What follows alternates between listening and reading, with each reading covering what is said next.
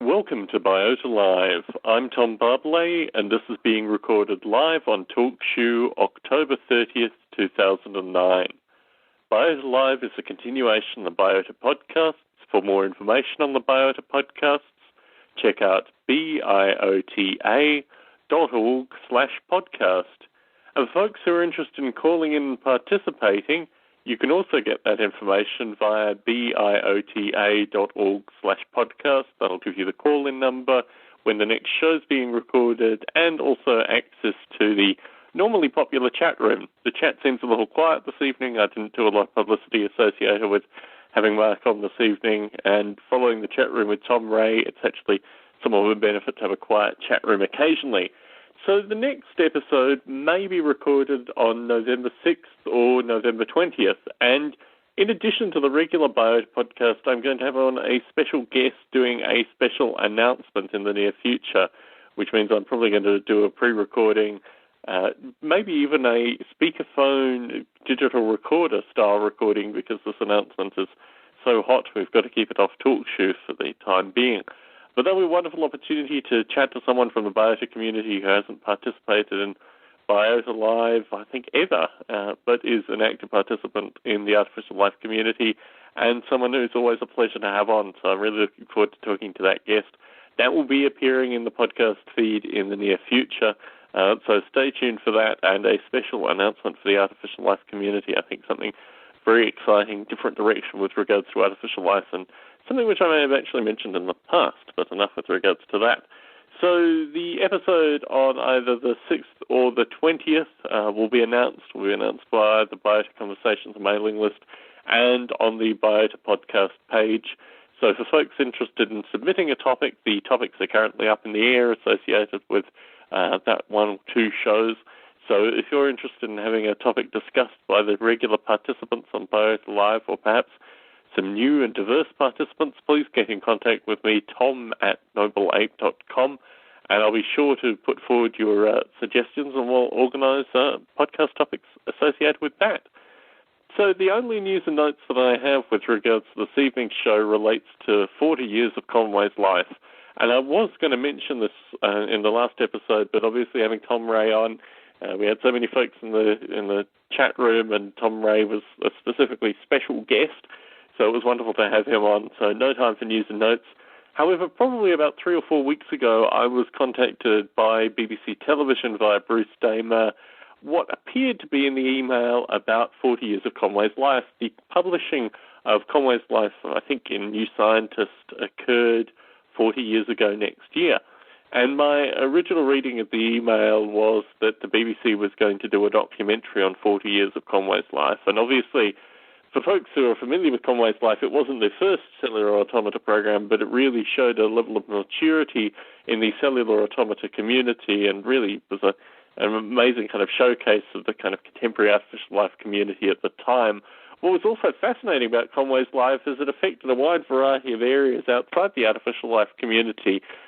Financial analysis, weather simulation, various sociological phenomena could all be modeled with cellular automata simulations that were based in some regard in Conway's life, maybe some of the cellular automata simulations prior to Conway's life.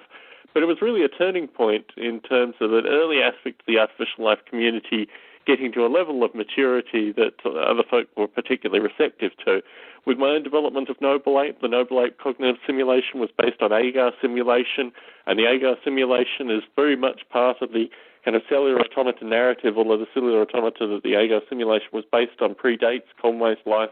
But I think what you find with Conway's life is that there are a number of parts of the artificial life community, a number of people who are currently involved with the artificial life community who owe some of their development, or at least their development interest, to Conway's life. Conway's life predates my birth. Probably maybe even a number of the folks listening into this podcast, but certainly it was a seminal point in the artificial life community and something that I think we should all get behind. So the question for the community is, what do we do for 40 years of Conway's life?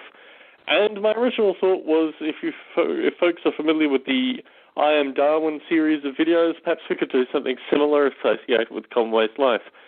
The correspondence with the BBC, just to finish up that part of the story, actually related to a documentary that they were filming on Brian Eno, and apparently Brian Eno was a big fan of Conway's life, and they needed some historical or perhaps even contemporary footage that would be able to go with the visuals that Brian Eno wanted for his particular documentary, and apparently Conway's life was very important to Brian Eno's musical work and other related thinking, so that was the purpose of the BBC email. So sadly, no BBC documentary on 40 years of Conway's life, although I did put back to them that I thought it would be a wonderful documentary topic. But the ball comes back to the artificial life community, and also to spread the word, similar to the I Am Darwin series of videos, the similar kind of theme could come through. So if folks are interested in recording videos or audio, or just starting a mailing list or some kind of discussion group associated with what we can do as a collective community coming up to the 40 years of Conway's life next year, or at least the publication of it in Scientific American, publication of it in New Scientist, got to get my magazines right, then now is the time to start planning. I don't anticipate there being other celebrations associated with it, although I haven't made any kind of active search to try and see if other folks will be involved. But I think it's something that we can probably self-motivate as a community and just get the word out that Conway's life wasn't the beginning, and it certainly wasn't the end of the artificial life community. It was part of a long narrative, but perhaps one of the early blips on the popular scientific radar, that there was this thing called artificial life, there was this thing called computational simulation, and perhaps even emergence, and it could come with a very simple set of rules. Now, obviously, we've had William R. Buckley on. William R. Buckley is a user and evangelist associated with Golly, and I'm sure the Golly folk would be interested in contributing and participating in a 40 years of Conway's life style set of videos or something that comes out of that. But now is the time to start planning. So please contact me, tom@nobleape.com, if you're interested in participating in the Conway's life, 40-year retrospective, or at least broader discussion. Interestingly enough, when I was published last year in Nature Inspired Informatics, one of the reviewers was actually a slightly older academic whose background was with regards to cellular automata simulation, and his knowledge of the history of cellular automata, and particularly how things fitted together prior to Conway's life, the kind of late 50s, early 60s and on history of cellular automata, I found just phenomenally impressive. And I know that there are a number of folks out there in the community that are specialists in this area, so, I mean, the word is really going back to you folk too, that your knowledge and active participation will be greatly sought with regards to this project. And I think this is something we can probably motivate as a community. It's something that obviously we all have a certain degree of passion associated with, and it also kind of changes the historical perspective of artificial life to start talking about earlier events that build towards the broader community that we have today. And certainly this has been some of Bruce Damer's narrative associated with the Evo Grid. I've had some correspondence with Bruce Damer this week. There's going to be some Evo Grid announcements and kind of continued development, certainly with regards to the Artificial Life 12 conference as well. So if folks are interested, obviously the Evo Grid has a mailing list off the Biota site too. So Bruce, when he is ready, will announce the news associated with that. But it's all looking very interesting currently, and looking like it will probably merge into wet artificial life in some regards. So it'll be wonderful to have Mark Bordeaux on this evening to give an update about the state-of-the-art associated with wet artificial life, because obviously this is something that we've tried to track through the Biota podcast, and we've had some assistance from folks such as Mark. Similarly, a couple of the researchers at Flint and potentially even Stephen Rasmussen himself have expressed an interest in participating in Biota Live, and I think I've said it in the past that specific people or even specific questions may merit recording on the Saturday morning my time, Saturday evening European time frame associated with Biota Live, and I think that would be particularly useful to get Steen's team involved in a Biota Live recording, because I think there's a lot of information that they can provide, and also really explain the connections between wet artificial life and soft artificial life. And I know when Mark Bordeaux was last on, we had some discussion associated with this, and really Mark talked about the interfaces and the necessary similar APIs between wet artificial life and soft artificial life. But it'll be interesting hearing Steen's team's particular perspective. And obviously Flint is seen in some regards as a kind of crucible of wet artificial life research. I'm always interested in hearing from folks who are involved in industry and wet artificial life research, because I think that's something that may not necessarily be tracked currently by the active discussers associated with the academic wet artificial life development. But it's all interesting stuff, all interesting times, and having the ability to talk with folks in Steen's team directly, they have expressed a preference for the earlier style Biota interview, probably only 20 minutes. However, I think the trick with regards to these Biota Lives is that they can be tailored towards the Biota interview, but they also give the wonderful benefit of doing a kind of open live recording where people can actively ask questions. And I reflect with regards to the artificial life of plants that this is a podcast that a lot of people hold in particularly high esteem, and it was one that was recorded in the Biota Live format. And similarly, Tom Ray last Biota Live, recorded in the Biota Live format, perhaps more a traditional interview-style conversation. So all these things work together, and I think the Biota Live format also works for interviews as well as a standard kind of roundtable discussion.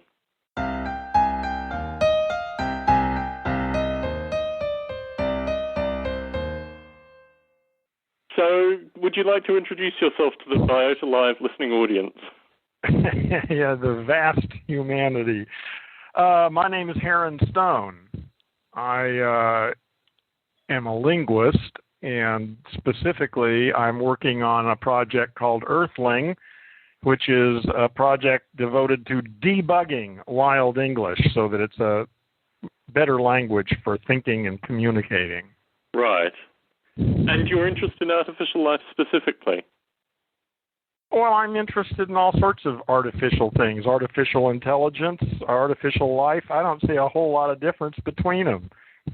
Well, there are a number of distinctions. In fact, we will have the benefit very shortly of having Mark Bordeaux on, who is the current chair of the International Society of Artificial Life. And are they talking about artificial life with DNA or artificial life living within silicone systems? Well, both, actually. Mark is currently, I think, the CTO of a company called Proto-Life, which is doing artificial life in DNA. But my background is with regards to artificial life in silicon. The distinction currently is called wet and soft artificial life, and these terms... We also owe Mark a great degree of gratitude because he coined these original terms as well. Yeah.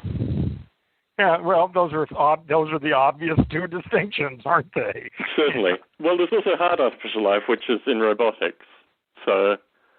Yeah. Well, yeah. If you put enough intelligence into any kind of physical system, it's going to. Yeah, to me, life, this biology is almost irrelevant. Have you read any of Ray Kurzweil's work? Certainly. Yeah. With the have you read any of my works on Ray Kurzweil? No, I'm afraid not. Oh, well. But I mean, the subtitle of The Singularity is When Humans Transcend Biology. Certainly. And that's a very suggestive title. Do you think we might have already transcended biology?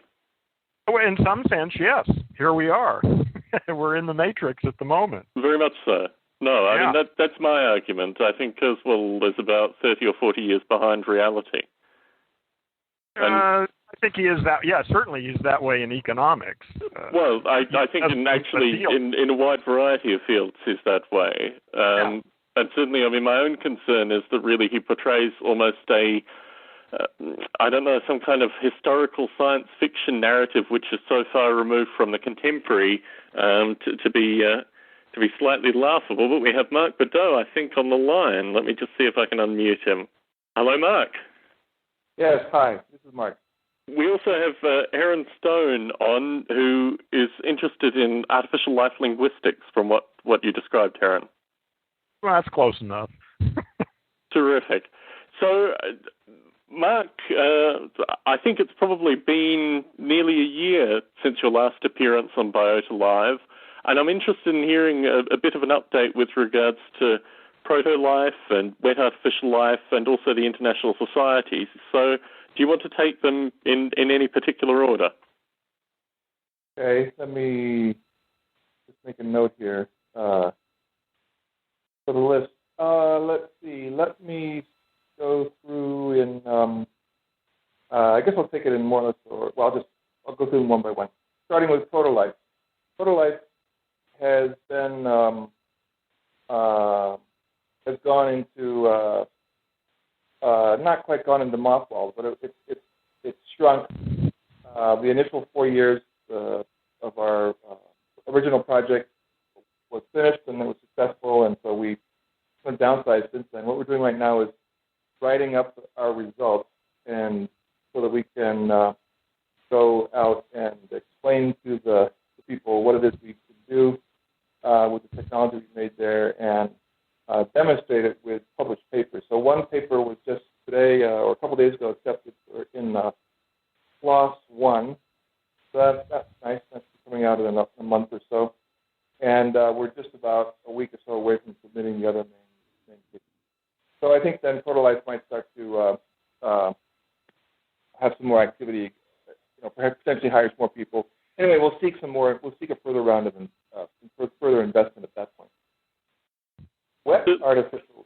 So any questions about proto-life before I move on?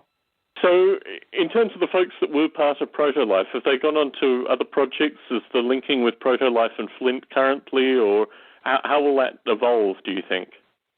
Well, let's see. The people in business development have largely gone on to do other things. One is now in graduate school, and I was involved in that heavily, and I've now, I'm teaching at full-time at Reed again, for example.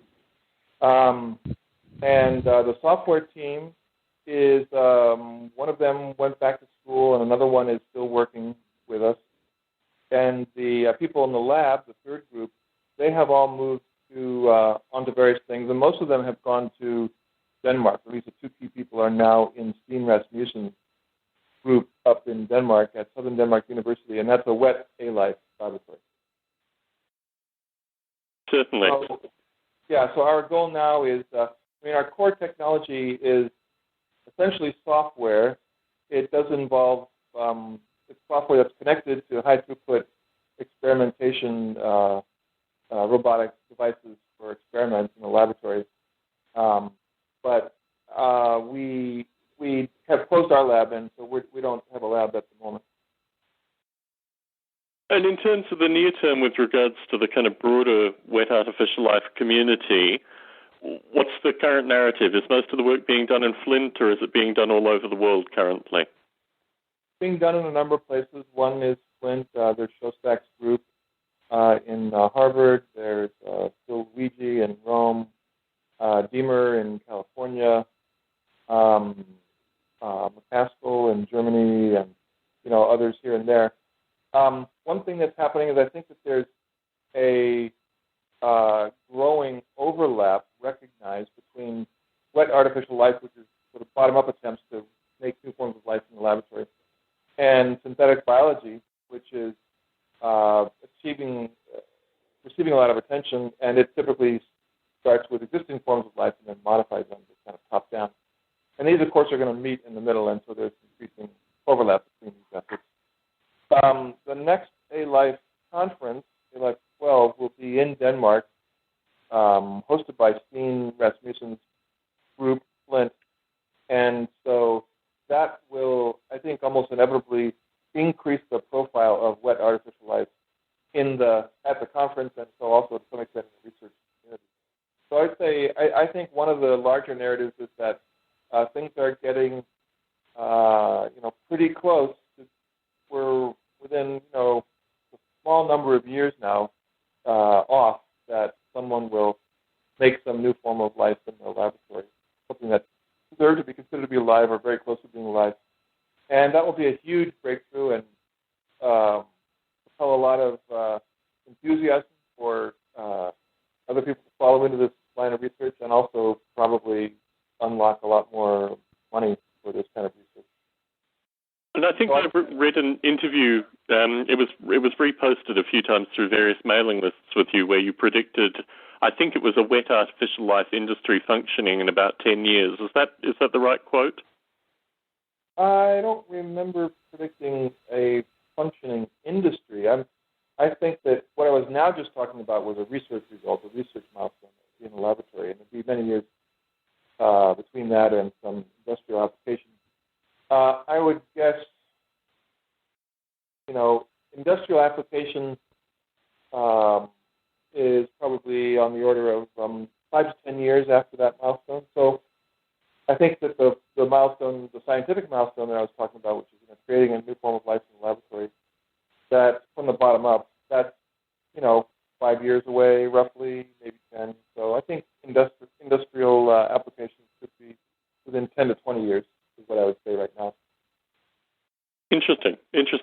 And with regards to the International Society, has there been any updates of note in the past year?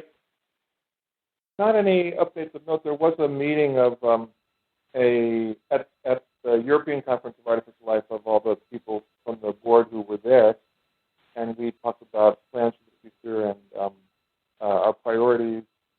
But we didn't have enough people to have a quorum, so it wasn't an official board meeting, which the next one officially scheduled for the ALIFE conference.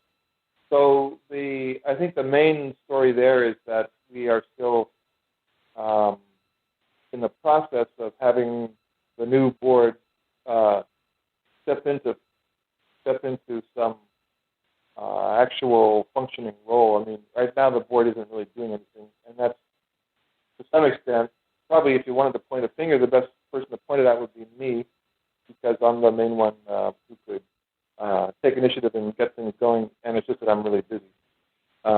So I hope to have invest a little of my time in the board so that it can move forward to the point where it doesn't depend on me to do things. Right now, unfortunately, it's a little bit depends too much on me. That's I'd say this. Just because I'm too busy with other things.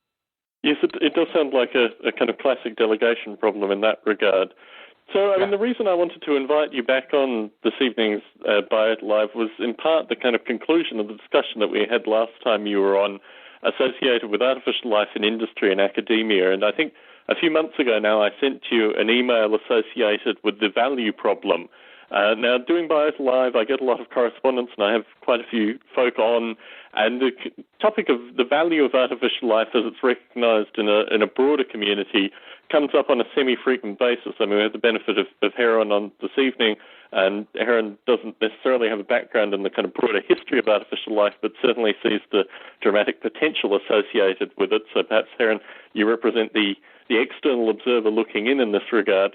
But as part of the broader artificial life community, the question associated with value and when artificial life industries or industries that are supported by artificial life explicitly will start to evolve and mature is a kind of semi-frequent question. What's your own thinking, Mark, associated with the broader value of artificial life and how we can all communicate that as part of the artificial life community?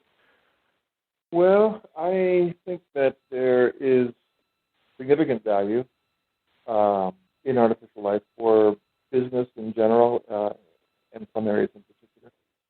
I think I think part of the problem is that it's an education problem. We haven't explained things clearly enough. We haven't gotten the right people saying the right things, the right audiences. One community that should be, so iRobot is a good example. I think another one that would be good to emphasize is the gaming community. I think artificial life has had some significant impact on some games, and there's a lot of money to be made in games. The whole wet artificial life business will be, sprouting in the next decade. I don't think anything's going to happen in the next year, probably. So that's a wait and see issue. And then aside from that,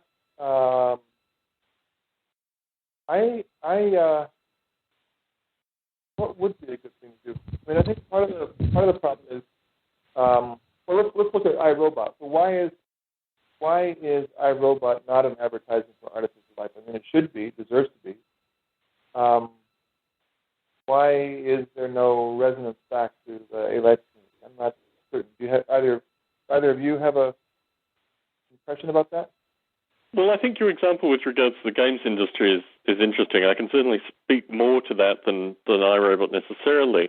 But I think the games industry borrows very heavily from artificial life but doesn't necessarily give credit. There's an interesting kind of non-academic standard in the games industry, which I think comes more from Hollywood in terms of actually copying things rather than giving proper references. I mean, we have a good example of that in the community with Jeffrey Ventrella.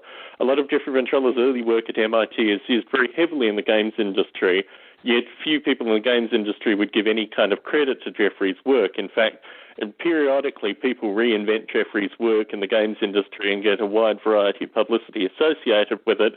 But, this doesn't actually percolate out to the broader community. It really is maintained within the artificial life community.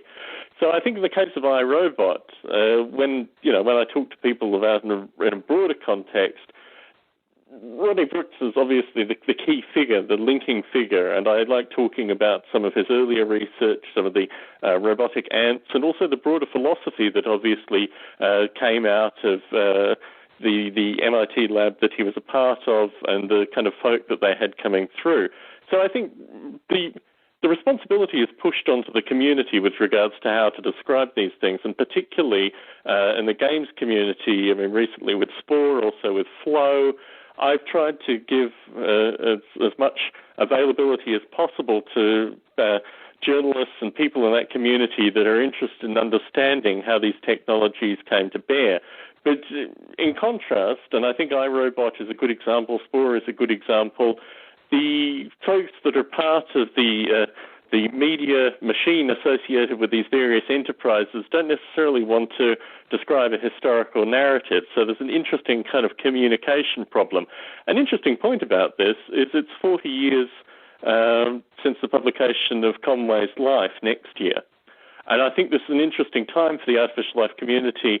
Just prior to you coming on, Mark, I gave a story about being contacted by BBC Television associated with 40 years of Conway's life. They're actually more interested in footage for a Brian Eno documentary, but I think the 40 years of Conway's life gives a good opportunity for the artificial life community to come together in a kind of narrative sense and do a wide variety of good publicity about this one thing that has impacted so many different things. I mean, I'm not sure if you have a background knowledge with regards to the broad legacy of Conway's life or how it sits in the historical narrative of cellular automata, but in terms of financial analysis, weather calculation, a wide variety of social phenomena, sociological research. Dr. Paul Johnson is a good example of this with regards to swarm, but other more primitive cellular automata simulations associated with crowds. I mean, there are a wide aspect of thinking that has been touched by cellular automata in this regard, and it's really down to us as a community to firstly find the people that have amazing level of knowledge associated with the effects of cellular automata in these broader areas, and then kind of categorize that and put that into parcels which can be fed to the contemporary media. And I've had some correspondence through the week about CNN shutting down their science section. I think the contemporary media's description of broader science, and I include artificial life in that in some regard, hasn't been particularly good in recent years, but it's really for us as a community to start thinking about how we describe these things as something that brings back into the community. And this is one of the reasons I wanted to have you on talking about these kind of topics, because I think we need to have a broader strategy. It's something I've thought about with my work with Biota, but it's something that I think the International Society is perfectly poised to talk about as well. And just prior to you coming on, Aaron and I were discussing Kurzweil and the broader singularity movement, in inverted commas, and how the artificial life community in some regard is being used to emphasize aspects of that, to contrast aspects of that, and certainly in recent years I've published a couple of popular papers, a couple of academic papers associated with that, just to link the artificial life community in a kind of post-singularity discussion as well as actually a critique of the singularity movement. So I think in both iRobot and games technology, it really comes back to us, firstly, to promote the broader history, but also perhaps to offer alternatives. And I think this is the interesting thing with regards to Spore in particular, that we as a community actually have broader technology which could make games that were far better than Spore, far more intricate, far more long-term playable, and also probably requiring far less testing than Spore actually had.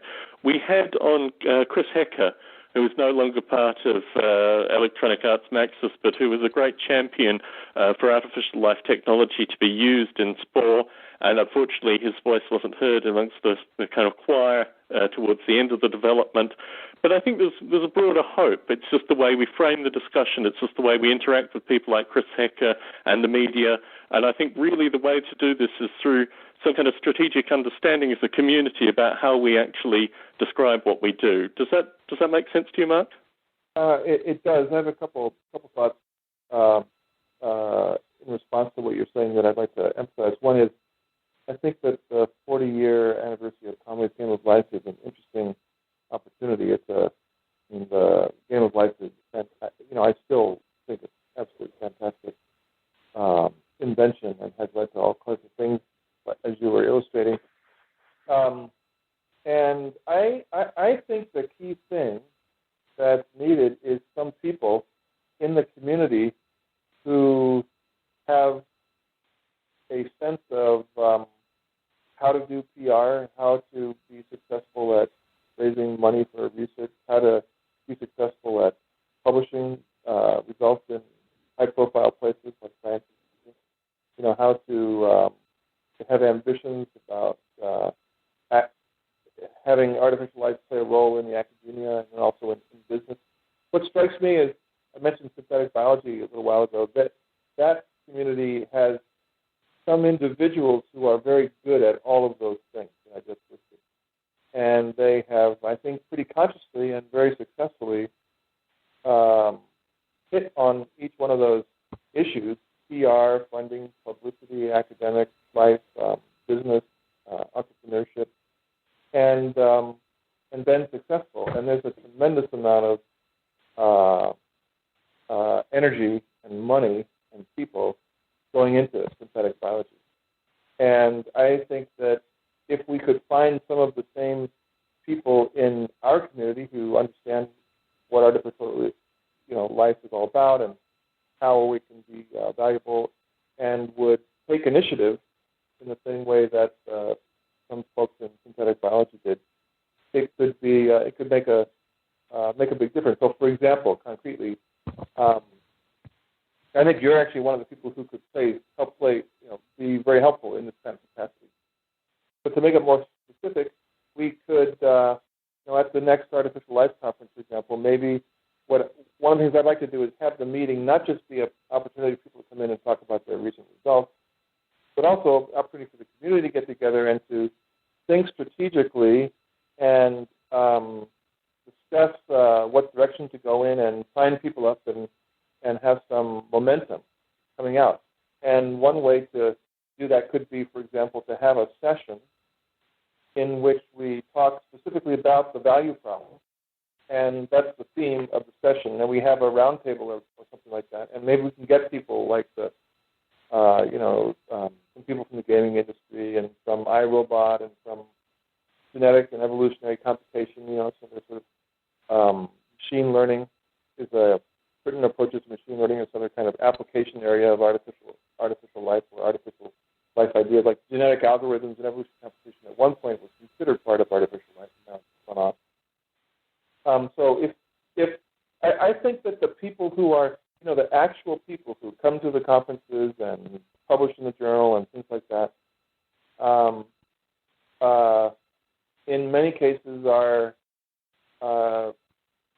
happy enough just to do the same sort of things they have been doing in the past. And I think some leadership or some examples of people saying, coming in and saying, look, we just as you've been saying that we need to make the case, and let's actually go through and be concrete and talk about some concrete examples, have presentations about those and examine those and test those, and furthermore, somehow have people in the community focusing more of their conscious time and effort on making advances that are going to be of interest to people who are involved in value propositions. Like, it would be great if there's at every one of the artificial life conferences, there's a regular session, that the gaming people will come to, and all of the latest, coolest ideas about games, life-inspired ideas about games would get discussed and tried out and worked on there, and then that would be one of the that could be one of the signature events at these conferences, and that's one example, and it could be I think so. If we had some events like that, it might help to motivate people in the community and also raise people's ambitions. And I think part of what I like to do is I'd like to do that. I'd like to have people try to consider more seriously the possibility that they themselves would go off and be entrepreneurs, taking advantage of their A-life skills. Or, go off and be ambitious in other ways, like in academia or in, et cetera. So, this involves people who know how the world works, who have some sophistication with public relations, et cetera, and it's somewhat a rare talent to find, people who are really good at that.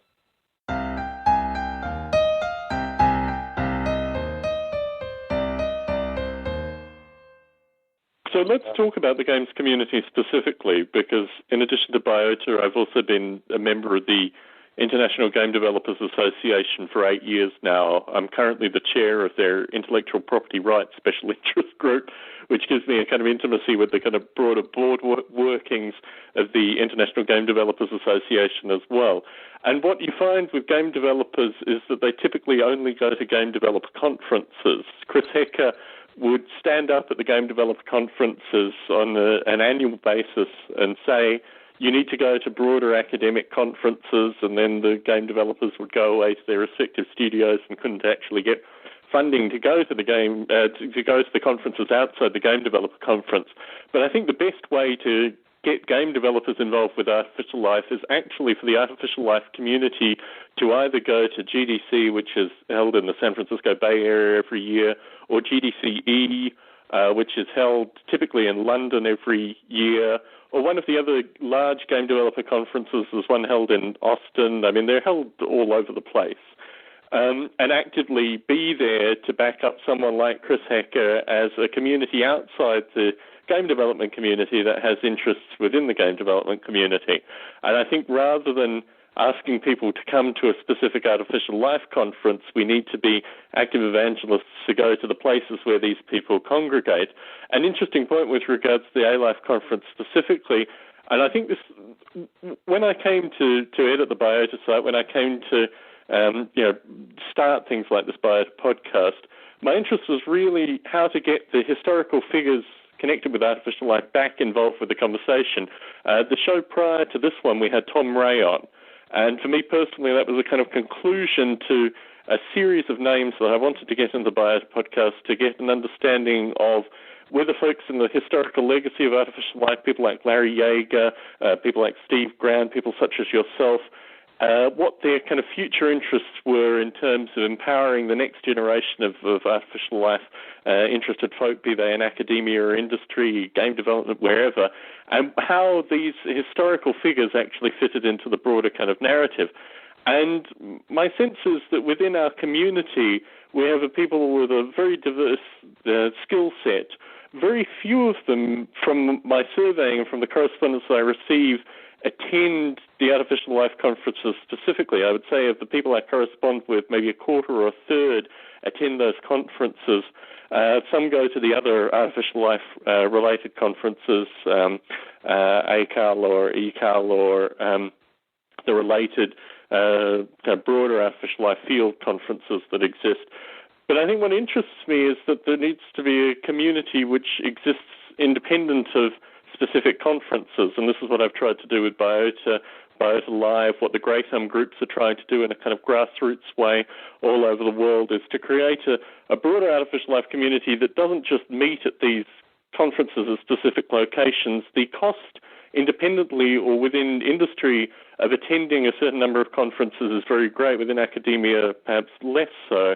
But I would have to pay my own money in order to get to a conference, and I would also need to negotiate my own time off in order to attend any of these conferences. I cannot attend Artificial Life 12. I'd ideally love to be there. I'd ideally love to be able to attend all the artificial life-related conferences. But unfortunately, both financially and with regards to work commitments, I just can't do that. And I think this is represented by a number of folks in the community who, unfortunately, aren't specifically paid to do artificial life or aren't connected with artificial life academia or aren't connected with academia anymore. We kind of form a broad group that may be called hobbyists in certain circles or, wanting to do this in the future or what have you. And that's what I think is an important component, that these things don't just occur in conferences.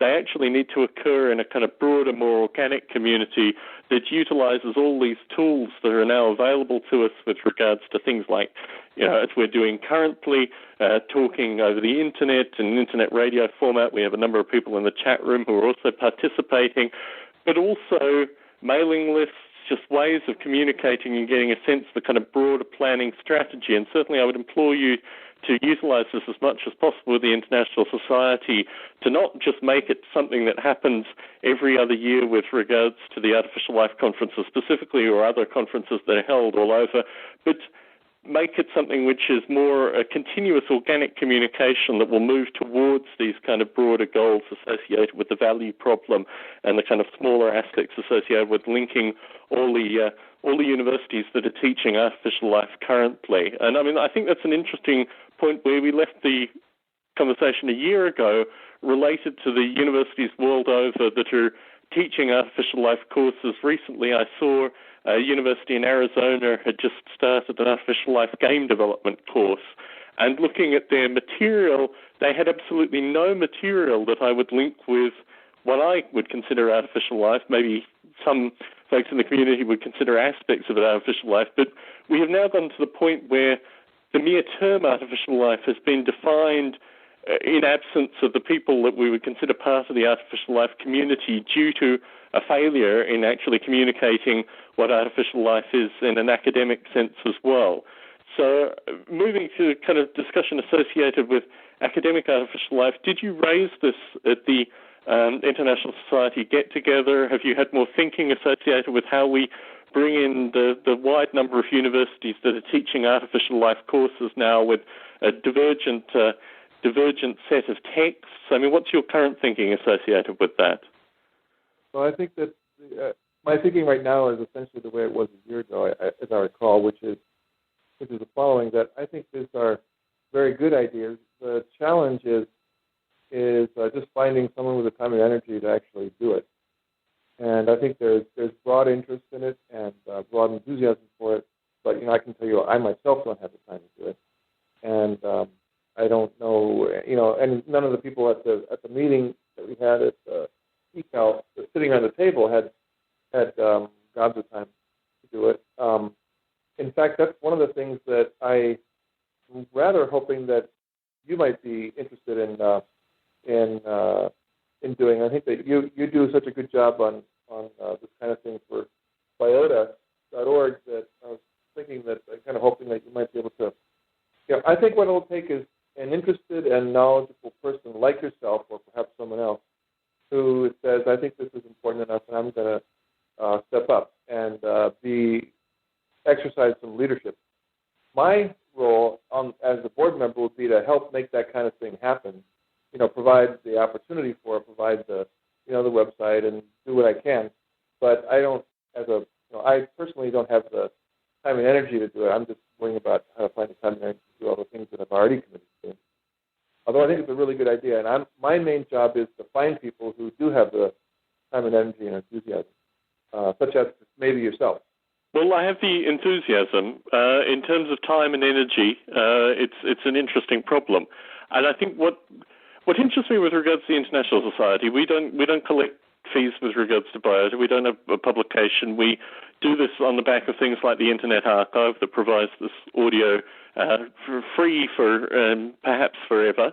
But I think the ability to spend just a couple of hours a week on this kind of problem adds up if it's done over the period of about a year. And what interested me with the new International Society board was that there are a number of folks who are probably able to invest maybe an hour or two a week into this kind of problem. And from just that relatively small, perhaps somewhat difficultly arranged time commitment, you can still generate something which is very productive. In terms of it's always difficult with regards to membership. I reflect with regards to IEEE as an organization that I joined very hopefully with the view that they would represent the broader kind of, I don't know what you'd call it, software engineering, hardware engineering, broader engineering community in a way that maintained this as being a white-collar profession as opposed to the blue-collar profession that we find it now. And it's difficult with regards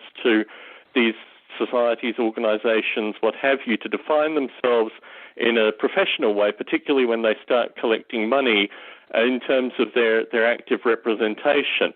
I'd certainly consider that perhaps there may be benefit in the International Society creating a non-academic membership that went into these kind of problems. I think the same problem as we're echoing with regards to the academic teaching of artificial life also exists with regards to the industrial applications of artificial life, and certainly my surveying of that similarly comes from people contacting me and me occasionally doing research, but I do get the sense that there are a number of industries out there. We've mentioned games, we've mentioned robotics. I think the pharmaceutical industries are well represented in terms of artificial life research, both with regards to cellular simulation and also search algorithms. In fact, search is huge with regards to artificial lifestyle optimizations. My own experiences with Noble Ape, with Apple and Intel in terms of processor load and balancing and the kind of problems in mathematics that artificial life algorithms provide. So the question is, this kind of surveying also needs to exist not just with regards to academics teaching artificial life, but also the broader uses in industry. And similarly, I think you may be right that in some regard I'm ideally placed because folks correspond with me and I get a sense of a kind of broader community through doing Biota Live and maintaining mailing lists and these kind of things. But this isn't a role which I'm uniquely privileged in. It's purely through just maintaining these things over a period of time. I think it's a skill set that could be mapped onto a number of people in the community, and I think that the passion that exists in this community is clear. You'd be hard pressed to find another academic field that has a solid and vibrant hobbyist community. Maybe paleobiology, maybe some of these areas have a similarly vibrant hobbyist community. But I mean, artificial life is relatively unique in that regard too. So I don't think there's any shortage of people with passion. I think the real issue is with regards to organizing them on focused goals and bringing them together in a way where the time commitment and the way their time is used is meaningful. And certainly I think for the folks on the International Society board and people who are listening to this podcast who are interested in this kind of project, the time is now to get in contact, and I think Mark and I are both echoing that with regards to getting this idea off the ground. And in terms of the International Society membership, I think when you were last on, we talked a little bit about the differing needs of industry and academia and whether the International Society would expand to cover the needs of the kind of industrial artificial life community and potentially also the hobbyist artificial life community. Have you had more thinking associated with that, Mark? Well, I still think it would be a very good idea, and I, there are not any concrete initiatives, unfortunately, that I can point to that we're engaged in to bring this about. But I think it's a great idea, and I would, what I would really love is you're raising a whole series of very good ideas, and I like them. And what I would like to do is somehow figure out how to avoid the following situation. We talk again in a year, and you ask me again about these things, and I say, I think they're still great ideas. Something happening on them. So, if I would like to, I would love it, for example, if on the society website there were, weekly or on some kind of regular schedule conversations, like the sort of conversations that you are hosting and creating. I think that would be fantastic. Things like that, and I think it would be easy to have us start to build a repository for pedagogical materials. Syllabi for courses and et cetera, exercises, things like that. That would make it much easier for people to start up a new course in artificial language. But again, it would need someone to, be a leader and take the lead making it happen. Same with reaching out to these other communities like the hobbyists and other kinds of professionals. I think it takes a commitment and time and energy and some kind of inspiration on someone's part. I would like to find such a person, and as you were saying earlier, if someone's listening, thinks it might be that person or might want to talk about it, then that would be a very constructive step. I think that I'm sure the board would be in favor of this, and from my point of view, I think that the main thing that the board, one of the most constructive things the board can do would be to help these concrete initiatives of this form to actually take place. So, for example, just to make it concrete, and this might not actually make much sense, but if you personally, Tom, were interested in maybe once a month doing some having some kind of conversation about maybe about any one of these themes, or it could even be more frequently. Anyway, have some kind of a podcast or some internet radio or some format that you know about and you think would be appropriate. Have an event that is connected with or hosted on the society website. That would be great. And I understand. We'll understand if you say you're already fully booked and don't have time. But if you would have time, that would be a really constructive step forward. Or if we find someone who would have time to do that. I think you're right that there are lots of people in the community who have these skills. It's just a question of, even finding the people and collecting them together that also takes time and energy. And I'm looking for people who are interested in making, investing some of their time and energy on even that sort of adventure. In other words, their time and energy on finding other people who can, on a more regular basis, sustain some of these. Well, we're very lucky to have mailing lists, I think, and I think there's a sufficient number of people in the community and a sufficient number of people that have this as an interest that it would be relatively trivial for me to set up a mailing list. And certainly I've been trying to do this through Biota Live anyway, in terms of just having a regular kind of ping with regards to this topic and getting folks interested and involved. And I agree with you. I think the time is right, and certainly I don't mind doing this in an organizational sense.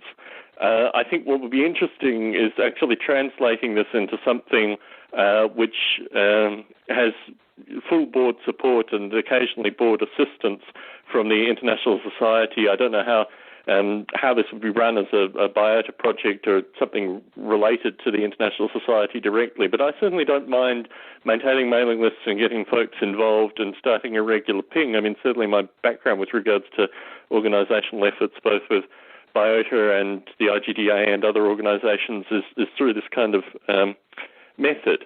So I don't have a problem with regards to doing that. I think what's interesting is using this as a means of actually transforming the artificial life community, which you can set up a mailing list and get a discussion and get stuff together, but really I think it needs a broader commitment. And perhaps the timing with this is perfect in terms of the Artificial Life Conference next year, at least getting the broader membership of the International Society and folks attending the conferences connected. I tried to do that with the last conference with regards to the Biota CDs, just in terms of introducing the format.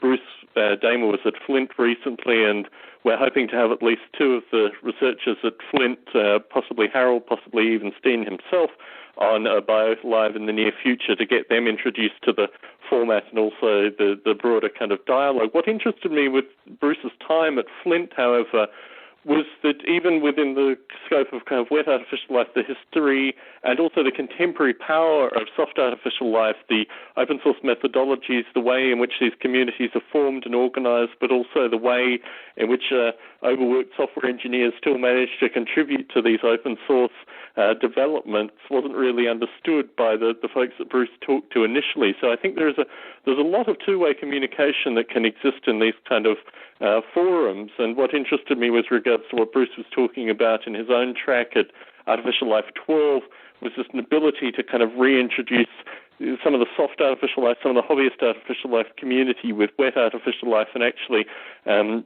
generate some broader kind of discussion. And I'm certainly interested in doing that through setting up perhaps two separate mailing lists.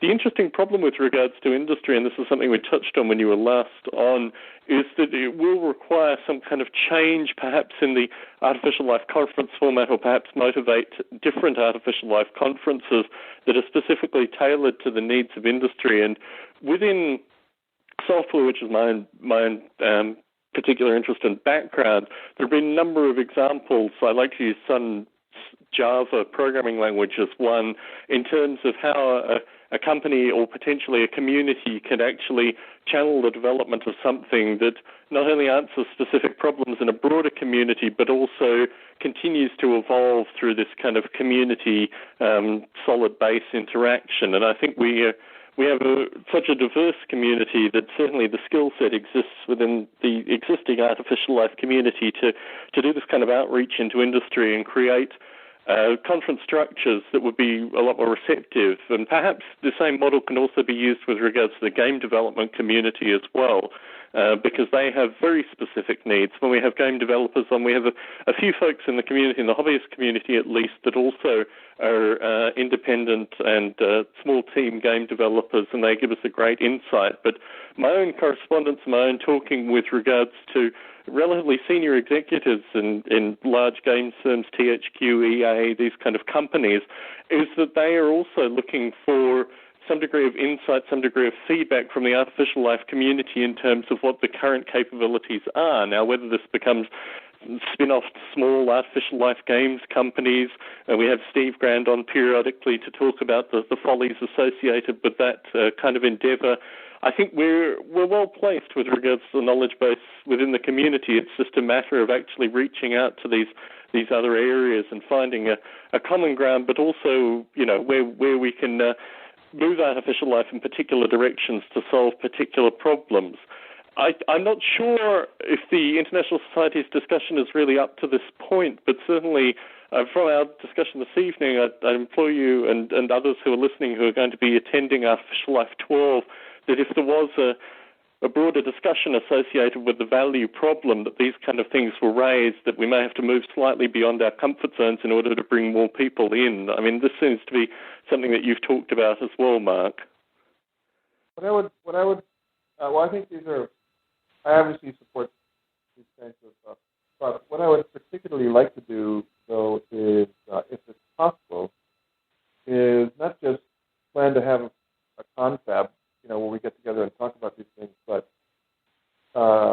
plan something more concrete that has more specific deliverables, such as a meeting at which we don't talk about these problems so much. We spend a little time talking about them, but then we actually work on solving them. So, for example, you were talking about the fact that the word needs to get out about, with regard to the value problem, the word has to get out. There's a kind of branding effort that needs to happen with regard artificial life in the public consciousness being shaped by people who are not part of the artificial life community. The artificial life entry in Wikipedia is not that great. And so the kind of thing I would feel a little bit even more excited about is if we had a party, a meeting at this conference or some other time. I mean, the conference would be natural because and everyone gets together. And we discuss some things, but then actually people go in the corner and actually get down to do some work. So, for example, you have a group of different people that are actually going and editing the Wikipedia page right there. And so the thing is, I get anxious if we talk too much and don't act. So I would like to create opportunities and contexts in which people can act in directed and constructive ways whenever possible. Certainly. We've had Jay Lemon on. He was the primary editor of Artificial Life in Wikipedia, and I think he was overwhelmed. I think he corresponded directly with you with regards to the wet and soft definitions, Mark, potentially with Kathleen Kennedy. But I think the problem with regards to Wikipedia is exactly what we're discussing, that you can overtax individuals, and particularly the historical. I mean, you talk to different artificial life developers, and they give you quite a different history associated with artificial life.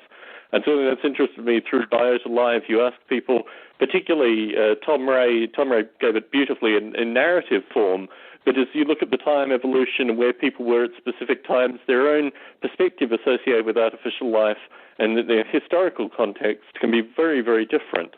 And I think that's the problem with regards to the Wikipedia entry specifically, is that we haven't taken a lot of time to publish an accurate history of artificial life in a way which could be reconstructed in something like the Wikipedia article. It almost needs a kind of book or direction itself. I mean, we had folks like Stephen Levy and obviously Chris Langton did publications through the early conferences that gave some historical narrative, but it's a non-trivial problem in order to construct a Wikipedia page that accurately represents the breadth of artificial life. And what has happened in the Wikipedia entry is that it's kind of fractured into different directions, organizations, and these kind of things, and completely lost any basic meaning for folks that are surveying it. I agree with you entirely that this needs to be something which is based on action rather than talking. And I think what interests me with regards to the stepping between Artificial Life 12, the related conferences, potentially a Biota 5 conference in Manitoba, the year following, perhaps a conference that I might actually be able to attend myself, is the idea that each of these points needs to see a lot of action in between them. And certainly if we were doing something at Artificial Life 12 related to this value problem, we would need to have a good degree of work actually finished by the point of Artificial Life 12 in order to pass it on to folk to kind of carry on in some regard. So I don't think creating these things at points in conferences necessarily is just about talk. We need to motivate a great degree of action through. But I see our time is concluding. And Heron, you've listened into this. You've commented that you think TalkShoe and the related electronic mechanisms that we've already tried to use are very good ways of actually getting folks communicating. Do you have a final question or a final thought for the show this evening? No, not really. Actually, I'd like to speak to you after you finish the recording and give you a couple of hints on how TalkShoe works. I've done a lot of casting through TalkShoe, and I think I might be able to help you a little bit. Right. I've been doing these Biota podcasts for about 4 years now. We moved from a previous internet radio service provider to TalkShoe about 6 months ago. So for the past 2 years now, we've been doing Biota Live in a live and open format. And for 2 years prior, we did a more traditional kind of interview-style podcast recording with active participants. We had Mark on one of the early ones of those as well.